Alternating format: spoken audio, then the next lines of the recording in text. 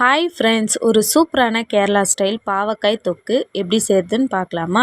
இப்போ அடுப்பில் ஒரு பாத்திரம் வச்சுக்கலாம். தேவையான அளவு எண்ணெய் ஊற்றிக்கலாம். கடுகு கருவேப்பிலை போட்டு பொரிஞ்சதும் சின்னதாக ஒரு வெங்காயம் கட் பண்ணி வச்சுருக்கேன், அதை இதில் சேர்த்துக்கலாம். வெங்காயம் வதங்கிறதுக்காக கொஞ்சமாக உப்பு சேர்த்துக்கலாம்.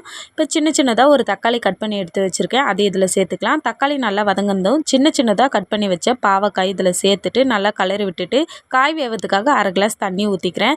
இப்போ காய் கால்வாசி வந்ததுக்கப்புறம் அரை ஸ்பூன் மஞ்சள் தூள், 1 ஸ்பூன் மிளகாத்தூள், 1.5 ஸ்பூன் மல்லித்தூள் இது எல்லாத்தையும் சேர்த்து நல்லா கலரி விட்டுட்டு 1 கிளாஸ் தேங்காய் பால் இதில் சேர்த்துக்கிறேன். இப்போ நல்லா கலரி விட்டுட்டு தேங்காய் பால்லே இது நல்லா வெந்து வரணும். இந்த மாதிரி தண்ணி நல்லா வற்றதுக்கப்புறம் கொஞ்சமாக இதில் வெல்லம் சேர்த்துக்கிறேன்.